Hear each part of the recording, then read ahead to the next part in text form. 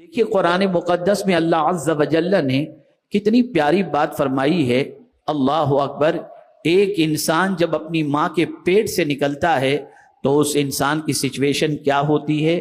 اللہ عز و جل نے ارشاد فرمایا واللہ اخرجکم من بطون امہاتکم لا تعلمون شیئا۔ اللہ عز و جل ارشاد فرماتا ہے اللہ نے جب تم کو اپنی ماؤں کے پیٹ سے نکالا، لا تعلمون شیئا، تم کچھ نہیں جانتے تھے، بالکل ان پڑھ، کوئی چیز کا علم نہیں، کوئی چیز کا نالج نہیں، اس طرح سے تم اپنی ماں کے پیٹ سے پیدا ہوئے۔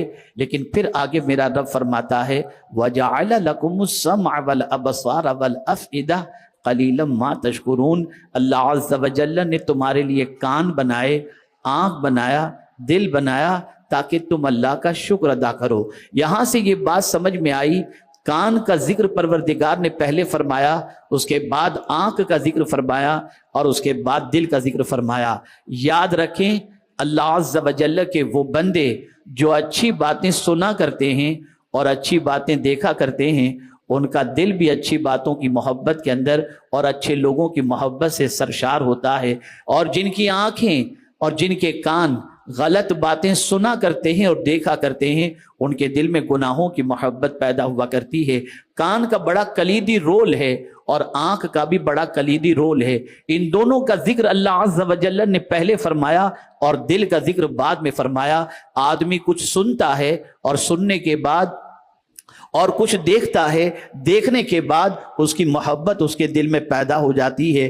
آپ نے بہت سارے نعت خوانوں کو سنا ہوگا، کبھی کبھی ایسا ہوتا ہے کچھ نعت خوانوں کی آواز اتنی اچھی ہوتی ہے کہ ان کی نعتیں سن کر ان کی محبت دل میں جگہ پکڑ لیتی ہے، اور کبھی کبھی کچھ اتنے اللہ والے خوبصورت ہوتے ہیں جن کے رخ زیبا کو دیکھنے کے بعد ان کی محبت کا چراغ سینے میں روشن ہو جاتا ہے۔ لیکن آج ہماری قوم کا مزاج اور خواتین اسلام کا مزاج اللہ کے رسول صلی اللہ علیہ وسلم کی نعتوں کو سننے کا اور اللہ کے کلام کے سننے کا نہیں رہ گیا، بلکہ آج ہم اگر دیکھیں تو خواتین کی گاڑیاں ہوں، خواتین کی محفل ہو، خواتین کی تنہائی ہو، خواتین کا ماحول ہو، تو وہاں سننے کو جو چیز ملے گی یا میوزک یا گانے یا اور کوئی چیز جس سے انسان کا دماغ بھی متاثر ہو اور ساتھ ہی ساتھ اس کی زندگی کے اندر کوئی اچھائی کا جذبہ پیدا نہ ہو سکے۔ ایک مرتبہ درود شریف پڑھ لیں۔ اے خواتین اسلام، آپ اس چیز کو اچھی طریقے سے ذہن میں محفوظ رکھیں۔ آپ کو یہ دیکھنا ہے کہ سننا کیا ہے۔ آپ کو سننے کا اثر انسان کی زندگی پر بہت زیادہ ہوا کرتا ہے۔ انسان جب کسی سے اپنی تعریف سنتا ہے تو اس کا چہرہ تمتمانے لگتا ہے، اور انسان کسی سے اپنے متعلق گالیاں سنتا ہے یا برائیاں سنتا ہے تو اس کے ٹینشن میں اضافہ بھی ہوتا ہے اور چہرہ متغیر ہو جایا کرتا ہے۔ سننے کا تعلق انسان کی زندگی پر بہت مؤثر ہوا کرتا ہے۔ میں آپ سے پوچھنا چاہتا ہوں، آخر آپ ذرا دیکھیں آج پورے معاشرے کے اندر جس طریقے کی زندگی خواتین گزار رہی ہیں، ڈپریشن کا معاملہ، نیند کی گولیوں کا معاملہ، طبیعت کی بے خرابی کا معاملہ، بے چینی کا معاملہ، بے قراری کا معاملہ، اسٹریس کا معاملہ، اس میں آپ اگر دور تک کہیں جا کر کے دیکھیں گے تو اس چیز کا ضرور دخل آپ کو ملے گا کہ ان کے کان میں کوئی ایسی بات ضرور پہنچی ہے جس نے ان کی نیند کو خراب کر دیا، جس نے ان کے آرام کو خراب کر دیا، جس نے ان کی سوچ کو پراگندہ کر دیا۔ آپ کو میں بتاؤں اللہ والیاں کیا سنا کرتی تھیں، اب تو ایسا ہو گیا ہے کہ نئے نئے لفظ آ چکے ہیں، نئے نئے الفاظ آ چکے ہیں۔ غیبت کی محفل عورتوں کی جمی ہوئی ہے، کیا کر رہے ہیں؟ گوسپ کر رہے ہیں۔ اللہ اکبر۔ آپ ذرا سوچئے، ایسے ایسے الفاظ نئے نئے دیے جا رہے ہیں، گناہوں کی باتوں کے لیے الگ الفاظ، اور اس کو بھی اتنا ماڈرن بنا کر پیش کیا جاتا ہے جس کی کوئی انتہا نہیں۔ آپ ذرا سوچیں، انسان کی زندگی پر باتوں کا بھی اثر پڑتا ہے اور گانوں کا بھی اثر پڑتا ہے۔ گانا سننے کے بعد کبھی لڑکیاں جو ہے وہ مٹکنے لگتی ہیں، کبھی لڑکے مٹکنے لگتے ہیں۔ گانوں کی وجہ سے دل میں نفاق پیدا ہوتا ہے، گانوں کی وجہ سے سوچ خراب ہو جایا کرتی ہے، گانوں کی وجہ سے مزاج میں تبدیلی پیدا ہو جاتی ہے، گانوں کی وجہ سے انسان آوارگی کی دہلیز ہی پر نہیں بلکہ دروازے کو پھلانگتا ہوا آوارگی کے اندر زندگی گزارتا ہوا نظر آتا ہے۔ جس طریقے سے کانوں کے سننے کا بڑا دخل ہے انسان کی طبیعت پر، اس کے مزاج پر، اسی طریقے سے دیکھنے کا بھی معاملہ ہے کہ انسان اگر کوئی ایسی چیز دیکھ لے جو اس کے دماغ کو مشتعل کر دے، اس کے جذبات کو مشتعل کر دے، اس کے بعد ہزار پاکیزگی کی باتیں کی جائیں، دماغ پر چڑھی ہوئی برائی کی پکچر اس کو اچھی باتوں کو سننے سے روک دیتی ہے۔ آج برائیوں کا سیلاب، عریانیت کا سیلاب، فحاشی کا سیلاب آج اس طریقے سے ماحول کو پراگندہ کیے ہوئے ہے کہ ہم دیکھتے ہیں کل تک جو خواتین اپنے وجود کو چھپانے میں فخر محسوس کرتی تھی، آج اللہ ماشاءاللہ کچھ بچیاں ایسی ہیں کہ جسم کی نمائش کرنے میں فخر محسوس کرتی ہیں۔ آپ ذرا سوچو اور اندازہ لگاؤ، کبھی آپ نے محسوس کیا کہ آپ کے وجود کو دکھانے کی بنیاد پر اور بے حیائی کی بنیاد پر معاشرہ کتنا بدک رہا ہے، معاشرے میں کتنی برائیاں پھیل رہی ہیں، آوارگی کتنی جنم لے رہی ہے؟ میں تو ان گھروں کے حوالے سے بتاؤں جن گھروں میں آج کے دور کے اندر ماں باپ کے سامنے بھی بچیاں ایسے لباس پہن کر کے آتی ہیں کہ اگر پرہیزگار ماں باپ ہیں تو ان کو نگاہیں جھکا لینی پڑتی ہیں۔ نہ بیٹوں کے سامنے لباس کا خیال ہے، نہ بھائیوں کے سامنے لباس کا خیال ہے، نہ رشتہ داروں کے سامنے لباس کا خیال ہے، نہ ماں باپ کے سامنے لباس کا خیال ہے۔ یاد رکھیں، بے حیائی اور عریانیت کا سیلاب انسان کے دل کو نیکیوں کی طرف مائل نہیں کر رہا۔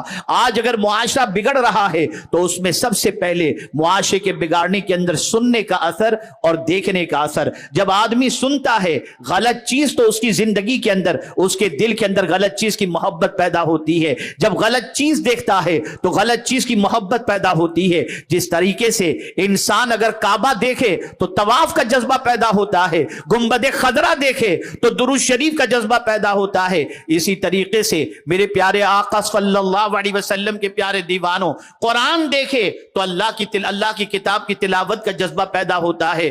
بالکل آپ سمجھ لیں، اچھی چیزوں کو دیکھنے کی بنیاد پر انسان کے دل میں اچھی چیزوں کی محبت پیدا ہوتی ہے۔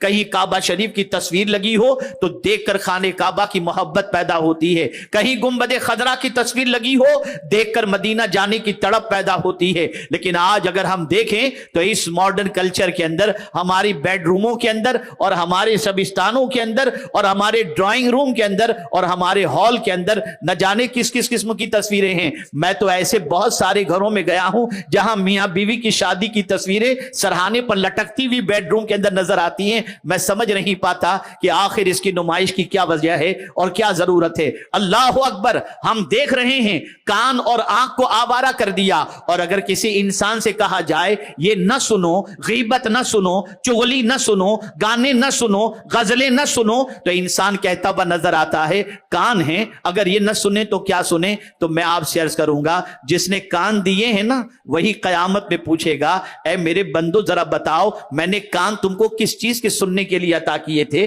کیا سنے تھے تم؟ کان سے سوال پوچھا جائے گا۔ یہ نہ سوچنا کہ جس نے کان دیا ہے وہ سوال نہیں پوچھے گا، ضرور کان کے بارے میں سوال پوچھے گا، ضرور آنکھ کے بارے میں سوال پوچھے گا۔ اسی لیے کان کیا سننا چاہیے، کان سے اس کے حوالے سے بھی قرآن نے بتایا، رسول اعظم صلی اللہ علیہ وسلم نے بتایا، اور آنکھ سے کیا دیکھنا چاہیے اسے بھی اللہ نے بتایا اور اس کے رسول صلی اللہ علیہ وسلم نے بھی بتایا۔ اب یہ دو چیزوں کا مختصر سا آپ کے سامنے مختصر سے تمہیدی کلمات کے بعد میں آپ کو بتاؤں، یہ آج جو کلچر گناہوں کا بنتا جا رہا ہے، برائیوں کا بنتا جا رہا ہے، اس میں آنکھ اور کان کا بہت بڑا دخل ہے۔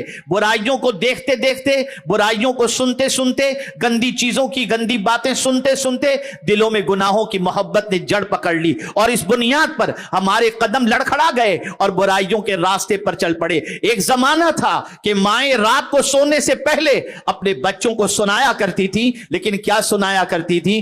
گانے نہیں، غزلیں نہیں، اپنے بچوں کو رسول اعظم کی سیرت سنایا کرتی تھی، تاجدار کائنات کی حیات طیبہ سنایا کرتی تھی، پیغمبر رحمت صلی اللہ علیہ وسلم کے واقعات سنایا کرتی تھی، رسول اعظم کے شمائل سنایا کرتی تھی، رسول اعظم کے فضائل سنایا کرتی۔ نتیجہ یہ ہوتا کہ یہ بچہ جنم لینے کے بعد، اور یہ بچہ جو سنا کرتا تھا، یہ سننے والا بچہ اپنی زندگی کو قانون مصطفیٰ کے سانچے میں ڈھالتا اور رسول اعظم کی محبت میں اس کی صبح بھی گزرتی، اس کی شام بھی گزرتی، اس کی رات بھی گزرتی۔ اس میں ماؤں کے سنانے کا دخل بہت زیادہ ہے، ماؤں کا بتانے کا دخل بہت زیادہ ہے۔ اور یہ بھی ہوا کرتا تھا کہ بچے ماؤں سے سنا کرتے تھے، ماؤں سے جب قرآن سنتے تھے تو دل میں اللہ کی محبت پیدا ہوتی، جب ماؤں سے نعتیں سنا کرتے تو دل میں رسول اعظم کی محبت پیدا ہوتی. چنانچہ ان بچوں کی زندگی کو اگر آپ دیکھیں تو سننے اور دیکھنے کے بعد ان کی زندگیوں میں انقلاب پیدا ہوتا. کون نہیں جانتا کہ خاتون جنت کے لخت جگر